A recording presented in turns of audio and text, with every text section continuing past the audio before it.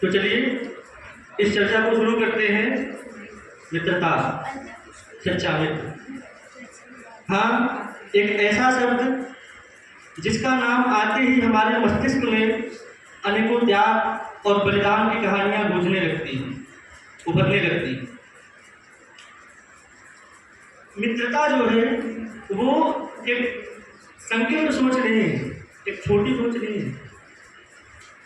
मित्रता जो है वो एक व्यापक अर्थ को समेटे हुए है, अपने अंदर अनेक पहलुओं को समेटे हुए एक व्यापक अवधारणा है। हमारे मन में प्रश्न उठना लाजमी है कि सच्चा मित्र होता कौन है या मित्रता होती क्या है।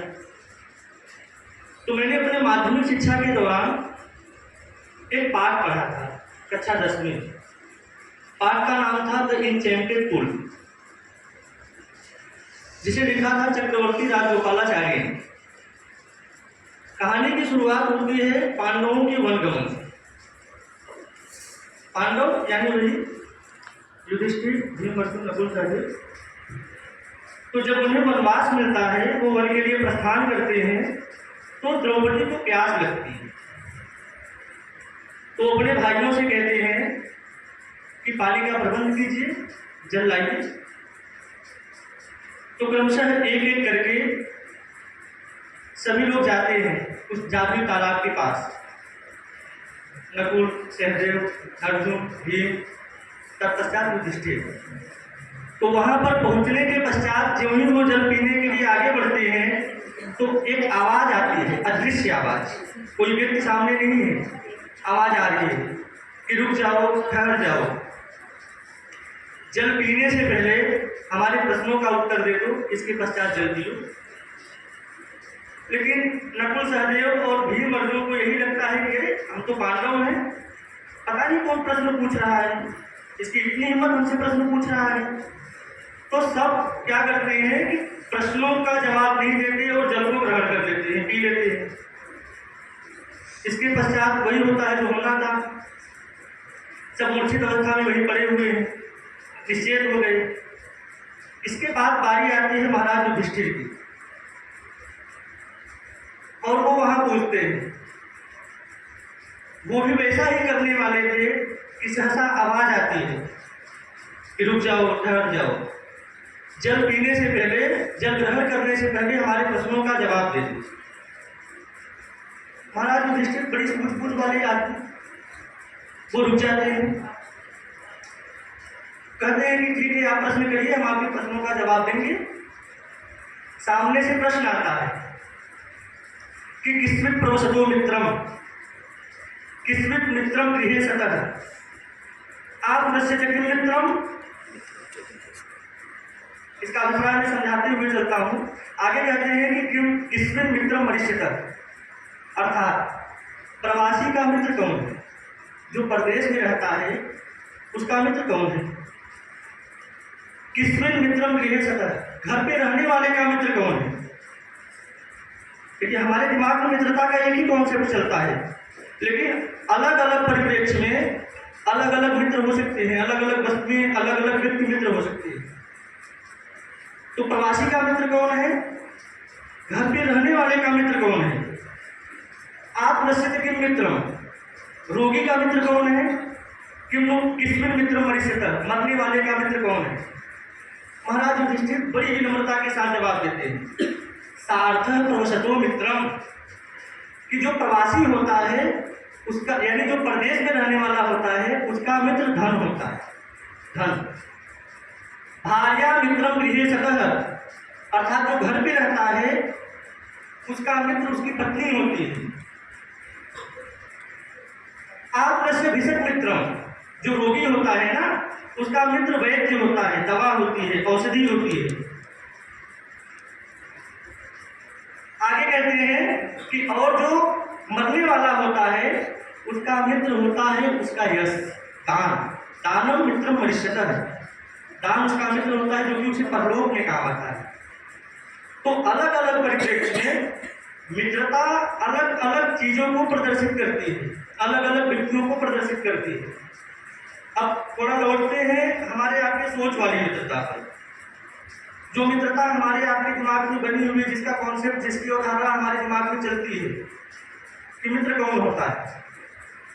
देखिए, मित्रता का यह अभिप्राय नहीं है कि जब तक हमारे जेब में पैसे हैं, जब तक हमारे जेब में चाय और समोसे के पैसे हैं, तब तक हमारे साथ बहुत से मित्र हैं। जेब से पैसे खत्म, चाय और समोसे के पैसे खत्म और मित्रता खत्म, तो फिर वो मित्रता नहीं थी, वो चाटुकारिता थी। चाटुकारिता आप लोगों के अगर शब्दों में कहें, हमारे शब्दों में कहें, आजकल तो चलन में है चमचागिरी, चमचे।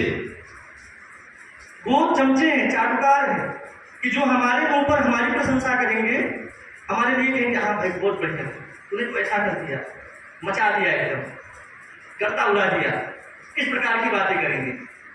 और हमारे शत्रुओं के पास जाकर के उनकी प्रशंसा करेंगे कि अरे भाई क्या बताए ना, वो तो बेकार है, जो कुछ है तू ही है, देख जाके कहाँ मैदान में कोई दिख रहा है, बस तू ही है। तो ये है चाटुकार लोग, जिनसे हमें बचकर रहना चाहिए। अच्छा, इससे बढ़िया कौन होता है? एक शब्द और आता है आलोचक। आलोचक जो हमारे सामने हमारी बुराई करे, हमारे सामने ही हमारी बुराई करे, वो आलोचकों की श्रेणी में आता है। और उस मित्र से जो चाटुकार है, उससे कई गुना बेहतर है जो मित्र आलोचक है, जो हमारे मुंह पर हमारी वही नहीं करता।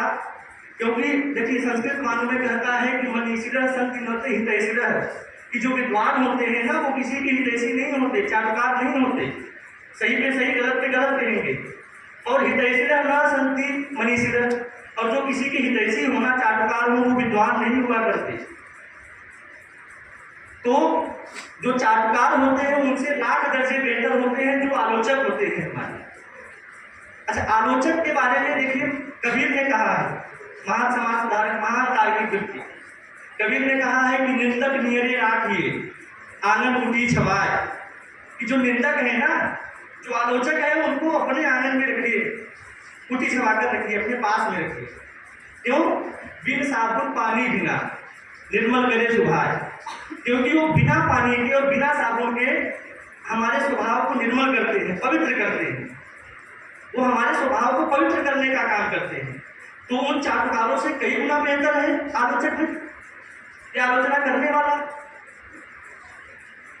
तो ऐसे मित्रों के बारे में जो चाटुकार होते हैं, ऐसे मित्रों के बारे में संस्कृत मानव कहता है कि परोक्षे कार्य हंतारम प्रत्यक्षे प्रियवादिनम, कि ऐसे मित्र जो पीठ पीछे बुराई करते हैं, कार्य हंतारम काम का हनन करने वाले होते हैं, हमारी बुराई करने वाले होते हैं, प्रत्यक्षे प्रियवादिनम, और हमारे सामने बड़ा प्रिय बोलते हैं, बहुत अच्छी अच्छी बातें करते हैं।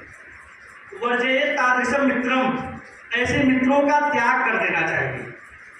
कैसे? आगे बहुत सुंदर सा उदाहरण दे रहे हैं कि विष कुंभम पयोमुखम, जिस प्रकार से ऐसा घड़ा जिसके अंदर तो विष भरा हो, लेकिन उसके मुख पर अमृत का लेप किया गया, ऐसे घड़े को क्या कर देंगे? त्याग देंगे। ठीक उसी प्रकार ऐसे मित्रों का भी क्या कर देना चाहिए? त्याग कर देना चाहिए। अब थोड़ा सा लौट आते हैं, कर्ण और दुर्योधन की छोटी सी मतलब मित्रता उनकी बड़ी है, छोटी सी चर्चा है उनकी, कि जब भगवान श्री कृष्ण ये जान जाते हैं कि कर्ण कौरवों के साथ में और युद्ध के विजेता तो कौरव ही होंगे, तो उनके मन में भय उत्पन्न होता है। सर्वशक्तिमान है, ईश्वर है, भय उत्पन्न होता है कर्ण से कि कर्ण तो दुर्योधन का मित्र है, तो पांडव युद्ध कैसे जीतेंगे। तो कर्ण के पास में जाते हैं और उन्हें बताते हैं कि देखिए, आप पांडवों के भाई हैं, कर्ण से आपकी मित्रता है, ठीक है, लेकिन मैं चाहता हूं कि आप पांडवों के साथ में चले आइए, ये पूरी धरती का राज्य, ये पूरा जो हस्तिनापुर का राज्य है, आपको समर्पित करवा दूंगा। तो कर्ण और दुर्योधन की मित्रता तो जग जाएंगे। कर्ण कहता है कि मित्रता बड़ा अनमोल रतन, कब इसे तोड़ सकता है धन, धरती की है तो क्या विषाद, आ जाए अगर वैकुंठ हाथ, तो उसको भी न्यौछावर कर दूं, कुरुपति के चरणों में धर दूं। कि हे भगवान, हे श्री कृष्ण, आप धरती की राज्य की बात कर रहे हैं। अगर मुझे स्वर्ग का भी अधिपत्य मिले, स्वर्ग का भी राज्य मिले, तो वो भी मैं अपने मित्र, अपने सखा दुर्योधन पर न्यौछावर कर दूंगा, उसको समर्पित कर दूंगा। मुझे स्वर्ग के भी राज्य की लालसा नहीं, इच्छा नहीं, मुझे उसकी भी आवश्यकता नहीं। तो जो सच्चा मित्र होता है ना, वो चाटुकार नहीं होता, चमचा नहीं होता। मित्रता में बराबरी का हक होता है, बराबरी का। वैसे मुझे लगता है कि हर किसी की जिंदगी में कोई ना कोई तो होता है मित्र। मैं व्यापक अर्थों में कह रहा हूँ, मतलब यहाँ जेंडर इक्वलिटी भी ले सकते हैं, तो गर्ल्स और बॉयज दोनों को इंक्लूड कर सकते हैं। तो कोई ना कोई तो होता है हर एक की जिंदगी में। मैंने भी समर्पित किया था और आज मैं आपके दोस्तों, आपके साथियों और आपके लिए समर्पित करना चाहता हूँ।